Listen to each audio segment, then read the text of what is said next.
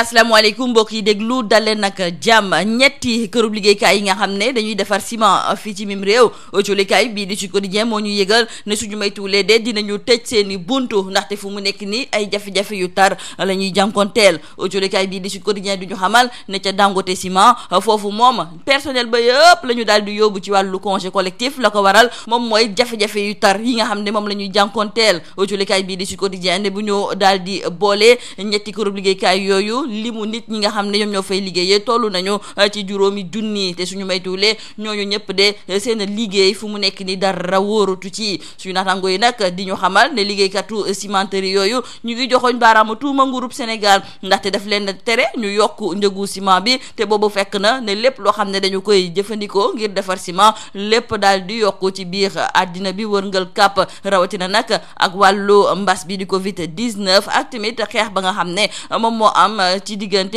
Russie ak Ukraine loolu gën leen a indil ay jafe-jafe nguurub Sénégal fu mu nekk ni nag waxagul leen jëmale ko ci kërub liggéeykaay yooyu suñu naataango yi sax jéem nañu jokkoo ak ñi nga xam ne ñoom ñoo nekk ci département du commerce wante mujjul antu fële nga xam ne it moom mooy ca ministère ga ñu dénk wàllu mine ñoom ñuy daal di xamle ne mënuñoo yëy yàbbi jëmale ko ci wàll gi ni mel. kan moo nar a jiite assemblée nationale autolikaay bii di Le Vrai Journal gisul keneen ku dul soxna Aminata Touré la ko waral moom mooy ne Mimi dafa xeex ngir fexe nag ba waa coalition Benno Bokk Yaakaar am ndam ci wàllu élection législative yi nga xam ne nag moom la ñu jógee rax ci dolli Mimi Touré moom poste yu mag yëpp yi nga xam ne dañu ko joxoon dañ ko mujjee foqorti ci ay loxoom ndaxte mus na fee nekk joriñ gu njëkk mus na fee nekk tamit ki jiite conseil économique social et environnemental tey kay autolikaay bii di Le Vrai Journal di xamle ne la ko dese moom mooy ñu daal di koy dénk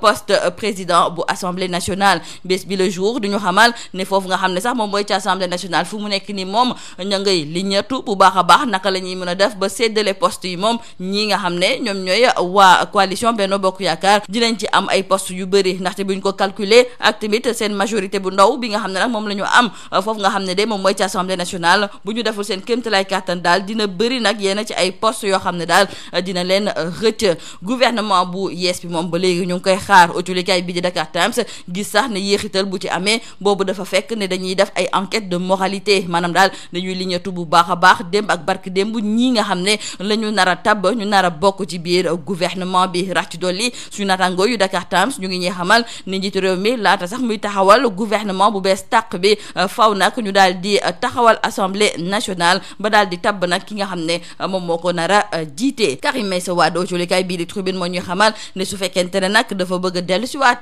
fii ci biir réew mi faw nag mu def comme kii di Idrissa Seck ak tamit Pape Diop autolikaay bii di Tribune ne loolu mooy ñoom di waa PDS ñu ñëw daal di lëngoo ak mouvance présidentielle bi autolikaay bii di Tribune ne loolu de moom mooy condition bi nga xam ne moom la Macky teg ngir fexe ba kii nga xam ne de moom mooy Karim Meïssa Wade dellu si waat nag fii nga xam ne de moom mooy ci biir Sénégal autolikaay bii di 24 heures di ñëwaat ci waxtaan bi nga xam ne kii di Jean-Christophe Rufin daal dina koy séq ak suñu naataango yi di waa France 24 moom di Jean-Christophe Rufin moom moo fi nekkoon ambassadeur bu réewum France fii ci biir Sénégal ak tamit ca Gambie ma ngay ñëwaat ca xew-xew yi nga xam ne moom moo fi amoon ci weeru mars bu atum 2021 moom muy daal di gis ne kii nga xam ne de moom mooy Ousmane Sonko léegi kenn dootul natable dayoo gi nga xam ne moom la am fii ci biir réew mi loolu sax moom moo tax ba nee na gisul fan la Macky Sall ak régime am di jaar ngir fexe ba neenal ki nga xam ne de moom mooy Ousmane Sonko ñu dem ba ci diwaanu Touba ndaxte foofu jolikaay bii di L'As mi ngi ñuy xamal ne ndoxu taw yaa ngi ne fa gañ wante dafa mel ni ne laata màggal gi ñii nga xam ne de ñoom ñoo nekk ci bopp réew mi bëgg nañu nag ndox yooyu daal di fay génn ba faw loolu sax moom moo tax ba groupe Sénégal yóbbu na fa nag ay matuwaay yu am solo démb joriñ ko ñu dénk wàllu kaaraange bi réew mi di Antoine Félix Diome ma nga woon ca dëkk bu sell bi foofu sax la daal di xamle yan matuwaay ak i jumtuwaay la nguur gi jël ngir fexe ba daal di fay jëlee ndox boobu jeexale ko jolikaay bii di l'info ma ngay ñëwaat ci xàjjaloo bi nga xam ne nemeeku nañu ko ci biir MFDC ndaxte bureau ba nekk ca Mangakuro ñoom daal di nañuy xamle ne lépp lu jublu ci wàllu accord yu ñu xaatim fële nga xam ne de moom mooy ca Guinée Bissau ñoom kacceet nañ leen ci génnee ndaxte ànduñu si tey ànduñu si ëllëg ki nga xam ne nag moom moo yore seen kàddu di xamle ne accord yooyu dañu koo xaatim te boobu fekk na waa MFDC authentique ñoom teewuñu rax ci dolli kii di César Atoute Badiate moom mi nga xam ne la ñu wax ne dafa daal di xaatim accord yooyu moom de fu mu nekk nii bët yi dafa gëmm kon la mu daal di signé sax xamu ko rax ci dolli moom moomu di César Atoute Badiate dañu ko condamné xam na ne ci giirub dundam dina ko daal di nekk ci kaso kon kay li mu mën a def du leneen lu dul di xaatim yenn ci ay accords yoo xam ne ñoom ànduñu si tey ànduñu si ëllëg lii moo nekkoon mbokk jullikat yi li gën a fës si biir julikaay yi ñu leen di ñaanal njeexte lu bës ak jàmm. Mesdames et messieurs, bonjour. Nombreuses sont les entreprises qui traversent actuellement des difficultés causées par des facteurs exogènes liés à la pandémie de la Covid-19, mais aussi et surtout la crise entre la Russie et l'Ukraine. Aujourd'hui, dans Sud Quotidien, nos confrères nous indiquent que l'on s'achemine vers la faillite des cimenteries. Et si on y prend garde, les 3 grandes cimenteries sénégalaises pourraient mettre la clé sous le paillasson. D'ailleurs, l'une d'elles, à savoir Dangote Ciment Sénégal, a déjà envoyé tout son personnel en congé collectif. Et dans Sud Quotidien, les travailleurs pointent un doigt accusateur vers l'État du Sénégal qui a bloqué les prix du ciment alors que les prix des matières premières ont flambé de plus de 200% dans certains cas,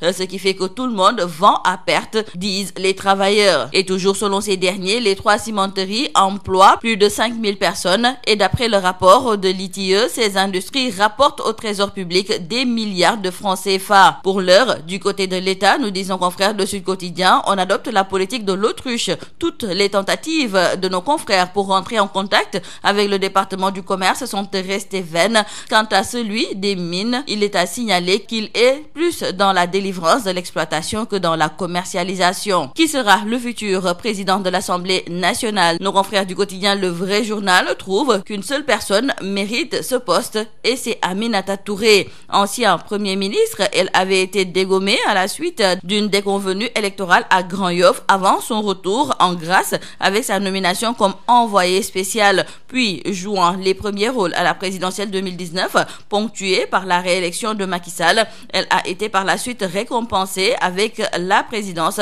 du Conseil économique, social et environnemental. Mais elle sera à nouveau sacrifiée, voire humiliée sur l'autel des retrouvailles Macky-Idi et tête de liste de Benno Bokk Yakaar aux législatives du 31 juillet dernier. Elle a plutôt bien tenu son rôle, selon nos confrères du Vrai Journal, car elle est parvenue à sauver l'essentiel. Et aujourd'hui donc que le perchoir de l'Assemblée nationale va échoir pour la première fois à l'APR, nos confrères voient mal comment elle pourrait lui échapper. En tout cas, au niveau de l'Assemblée nationale, nous disent nos confrères du journal Bes Bi Le Jour, avec la majorité étriquée de Benno Bokk Yakaar, cette coalition ne devrait contrôler que 50% des postes de vice-président, secrétaire élu, commission et la questure. Et si la coalition au pouvoir est favorite pour le perchoir, il n'y aura pas de monopole absolu dans la répartition des membres du bureau de l'Assemblée nationale. Et la majorité qui a fait des simulations se rend compte de la réalité de ce partage des pouvoirs. Pour ce qui est du prochain gouvernement, nos confrères du journal Dakar Times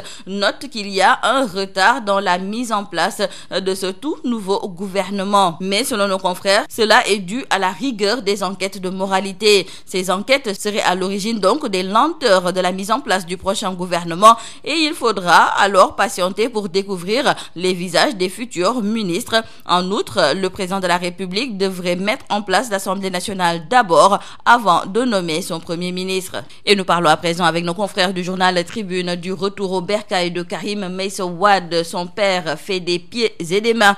pour parvenir à cette situation. Cependant, l'on nous signale dans le journal Tribune que pour permettre à Karim Meïssa Wade de revenir ici au Sénégal, il est prié de faire comme Idi et Pape Diop, c'est-à-dire de rejoindre le camp présidentiel. Actuellement donc, nos confrères de Tribune nous parlent de grosses manœuvres pour son retour au pays et selon l'ambassadeur d'Arabie Saoudite au Sénégal, le Qatar a voulu à un moment donné faire revenir Karim au Sénégal, mais Macky n'en veut pas et aujourd'hui, la condition sine qua non, c'est que le Parti démocratique sénégalais rejoigne le camp présidentiel. L'ancien ambassadeur de la France au Sénégal et en Gambie, Jean-Christophe Rufin, se prononce sur les événements de mars 2021. Dans un entretien accordé à France 24, repris par nos confrères de 24 heures, Jean-Christophe Rufin donne son avis sur Ousmane Sonko et selon lui, il a une légitimité populaire beaucoup plus grande, beaucoup plus jeune et il s'est installé comme le recours. D'ailleurs, il trouve que Macky Sall et son régime auront du mal à faire disparaître Sonko. Évacuation des eaux de pluie à Touba avant le Magal. Nos confrères du quotidien LAS nous indiquent que l'État du Sénégal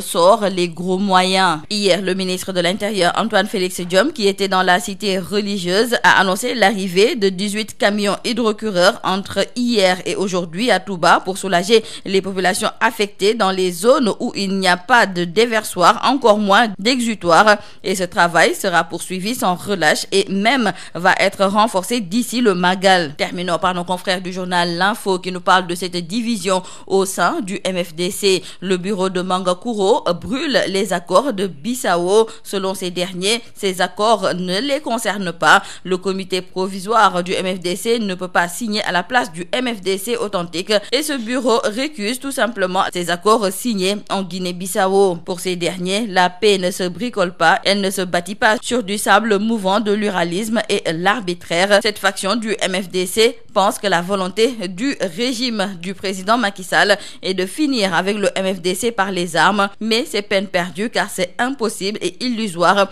quelle que soit l'importance des forces utilisées. C'est tout à vos journaux et très bonne lecture.